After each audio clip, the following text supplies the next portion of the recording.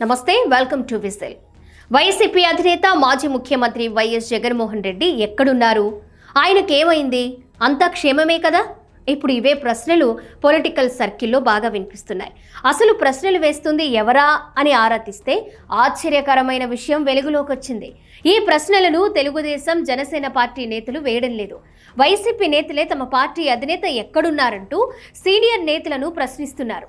అయితే అసలు విషయం తెలియక సీనియర్లు కూడా సైలెంట్గా సైడ్ అవుతున్నారు. భారతదేశ వ్యాప్తంగా 77వ గణతంత్ర దినోత్సవ వేడుకలు ఘనంగా నిర్వహించారు. చిన్న పెద్ద అనే తేడా లేకుండా అందరూ జెండా వందనం చేశారు. రాజకీయాలకు అతీతంగా అంతా జాతీయ గీతాలాపన చేశారు. రాష్ట్రపతి మొదలు గవర్నర్లు, కలెక్టర్లు, జిల్లా స్థాయి, మండల స్థాయి అధికారులు జెండా వందనం చేశారు. అలాగే అన్ని రాజకీయ పార్టీల్లో కూడా గణతంత్ర దినోత్సవ వేడుకలు నిర్వహించారు. అయితే ఒక్కరు మాత్రం ఈ వేడుకల్లో ఎక్కడా కనిపించలేదు. ఇంకా చెప్పాలంటే జెండా వందనం చేస్తున్న ఫోటో కూడా బయటకు రాలేదు.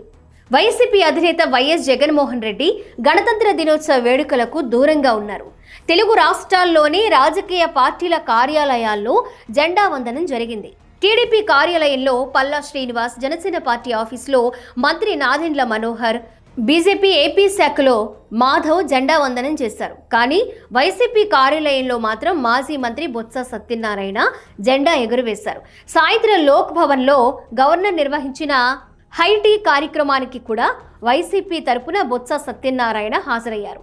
దీంతో అసలు జగన్ ఎక్కడున్నారనే ప్రశ్న తలెత్తింది. ఇదే సమయంలో జగన్కు దేశభక్తి ఉందా అని కూడా సొంత పార్టీ నేతలు ప్రశ్నిస్తున్నారు.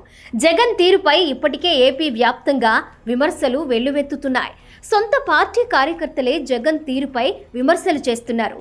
పార్టీ కార్యక్రమాల్లో కూడా జగన్ పాల్గొనడం లేదు.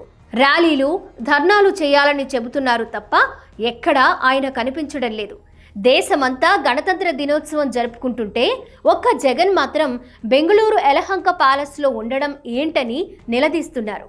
గతంలో టీడీపీ ప్రతిపక్షంలో ఉన్నప్పుడు కరోనా సమయంలో కూడా తెలుగుదేశం పార్టీ అధినేత చంద్రబాబు ఇంట్లో జెండా వందనం చేశారు. కానీ జగన్ మాత్రం ఇంట్లో కూడా జెండా వందనం చేసినట్లు లేదు.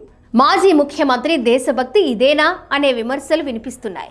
పదవి ఉంటేనే జెండా ఎగురవేస్తారా, లేదంటే జాతీయ పతాకానికి కనీసం వందనం కూడా చేయరా అని ఆగ్రహం వ్యక్తం చేస్తున్నారు. ఇక జగన్ గురించి సోషల్ మీడియా అంతా దుమ్ము రేగిపోయింది. వేర్ ఈజ్ బెంగళూరు అంకుల్ అంటూ హ్యాష్ట్యాగ్ బాగా ట్రెండ్ అవుతోంది. ఎన్నికల్లో ఓడిన తరువాత జగన్ పూర్తిగా యలహంక ప్యాలెస్కే పరిమితమయ్యారు తప్ప కార్యకర్తల ముఖం కూడా చూడడం లేదు. వారాల్లో 2 రోజులు మాత్రం తాడేపల్లికి వచ్చి ఎంపిక చేసిన నేతలతో 4 మాటలు చెప్తున్నారు. అలాగే నెలకోసారి తాను మెచ్చిన, తన మాటకు ఎదురు చెప్పని పాత్రికేయులతో సమావేశం నిర్వహించి మళ్లీ బెంగళూరు వెళ్ళిపోతున్నారు. దీంతో వైఎస్ జగన్ను వర్క్ ఫ్రమ్ బెంగళూరు అనే కొత్త పేరుతో పిలుస్తున్నారు. రిపబ్లిక్ డే వేడుకలకు కూడా జగన్ దూరంగా ఉండడంతో ఇలాంటి నేత మరెక్కడా ఉండడంటూ సెటైర్లు వేస్తున్నారు.